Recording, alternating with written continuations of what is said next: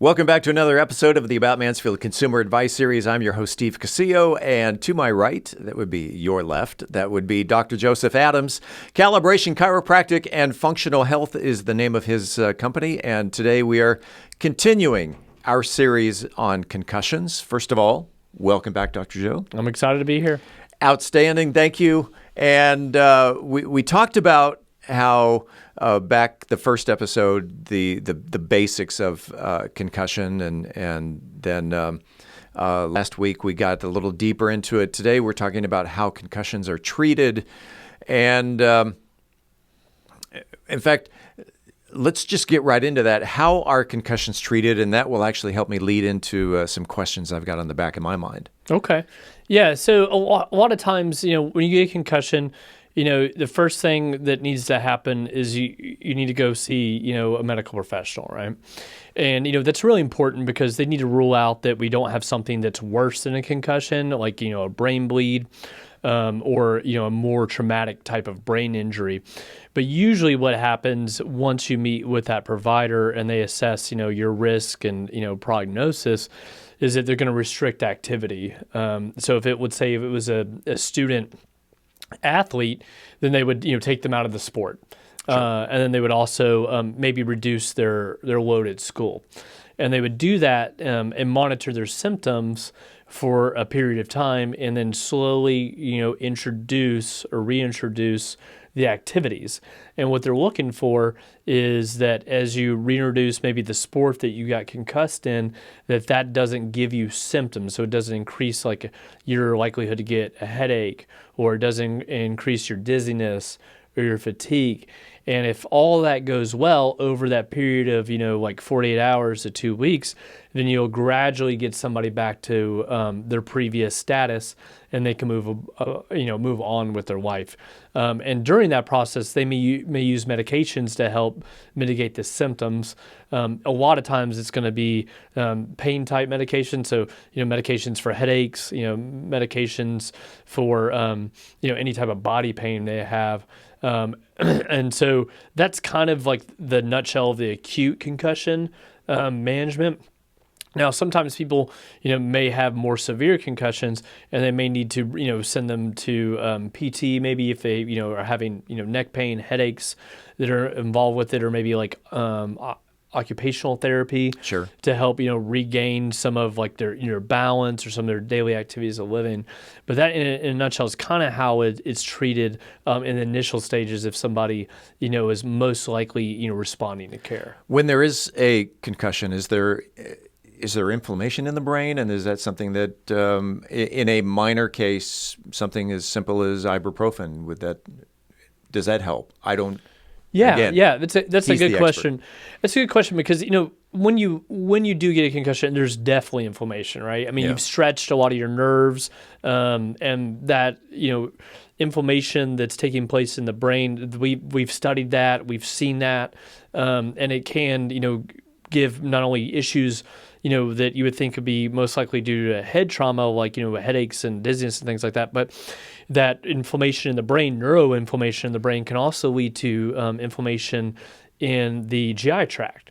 And so it's really common to see people who have all the signs of concussion, up here in the head, neck area in the brain, but then also see them have, constipation, diarrhea, or a little bit of both. Oh, wow. Bloating, because that connection between the, gut and the brain is so strong. And, a lot of times the inflammation in the brain goes to the gut and vice versa. And so inflammation is a big part of it. Ibuprofen, it can be used to mitigate that inflammatory component. But you got to be careful with that sometimes too, because there are some studies that show, and I'm not sure if this is specific to concussion, but using ibuprofen or NSAIDs to arrest inflammation sometimes can actually cause people to shift to chronic pain.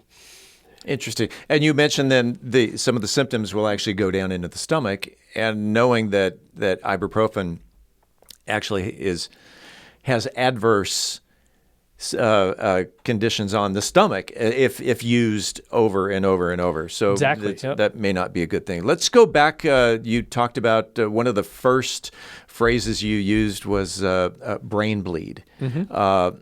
So there are various steps to a concussion? I would assume brain bleed is one of the most severe, bruising, or that there are no symptoms at all. Yeah, and that's why it is really important to get evaluated by a medical professional. Once you get a concussion, because something that could look like a concussion initially could be way more severe, right? So it's like you could hit your head and you have all the signs of a concussion, but really what's going on is that you have a brain bleed. So you're actually have some damage in there, physical damage, and you're bleeding, and that can be life threatening. And so that's something that is not necessarily concussion. That's a traumatic brain injury at that point. So having any bruising on the brain, any type of bleeding, any type of like fractures in the head. Yeah. Those are the more serious things that can happen, and people need to be evaluated for that, because that brain bleed can be real subtle. Like it could be missed in the beginning, and if somebody didn't take it seriously enough to go get checked out, they may unfortunately regret it, because that could be a life-threatening thing, and can happen pretty quickly. When someone comes into your office and they think that they've got a concussion, and it has been determined that they do have a concussion, how do you treat them? Yeah, so if somebody comes to see me, it's probably because they've had it for a long time. It's not getting any better, and they've kind of run out of options, if you will. And so what we're looking at is really a multifactorial assessment of their overall status, and we treat it from a very multifactorial standpoint as well. So one of the things we're looking at is all the neurological deficits they may have, which usually is their eyes not moving the way they're supposed to, not coordinated the way they're supposed to. Their coordination, are they coordinated? Is their balance good? Do they have issues with their pupil sizes? In bright lights, are they sensitive to sound? Do they have issues, with their GI tract? We're looking at all these factors. So it's like we're doing a very detailed history, very detailed neurological examination. And then once we understand all the different things that are affecting them, all the different, symptoms and what their goals are, then we can build a treatment plan that's very custom to them. Because one thing about concussions is, depending on kind of how you get hit, it'll affect, nerves in the brain differently. And so we build a treatment plan based off of, what deficits they have that's very customized to them, to get them better. And once we understand all that, we're going to be working on the ocular system, which I know we've discussed, right. And rehabilitating their ocular system, rehabilitating their balance system, rehabilitating their coordination, and then also working on all of the metabolic issues that they may have, like hormone issues, gut issues, sleep issues. So it's like literally like a bomb just goes off, and you're just trying to put all the pieces back together, and and handle all these different factors. Because the thing is, if you don't address all of them to the best of your ability, then a lot of times those other factors that you didn't address will cause the concussion syndrome to continue. Can you think of, and maybe tell a story of a patient that you did work on, maybe explain some of the symptoms they had and the way you went about treating it to where it became a success? You don't have to use the patient's name, HEPA rules and stuff, but got a success story that immediately comes to mind? Yeah. So I actually had a lady who was in a boating accident. She was wakeboarding, and she fell. The rope got stuck on one of her arms, and she got dragged to the bottom. And we think she hit her head on the bottom. And everybody was really focused on the arm because she almost lost the arm. She still got a scar to this day. And she was had headaches every day. She was dizzy. She had fatigue. She had brain fog, and she wasn't able really to do her job. And she had a very important job. And, we started treating her. And the first thing that we do is get all of the trigger points out of the neck, because we got to get people out of their head pain really fast. Right. And so we get rid of the trigger points, we adjust the neck, and then we do the ocular rehab. And when we sync up the ocular rehab with everything else that we're doing, we get the headaches to go away pretty fast. And then from there, we go to the dizziness or whatever it may be. So we just go sequentially through each one of these using all the different rehab protocols we've come up with over the years. Okay. That is another 10-minute nugget of information.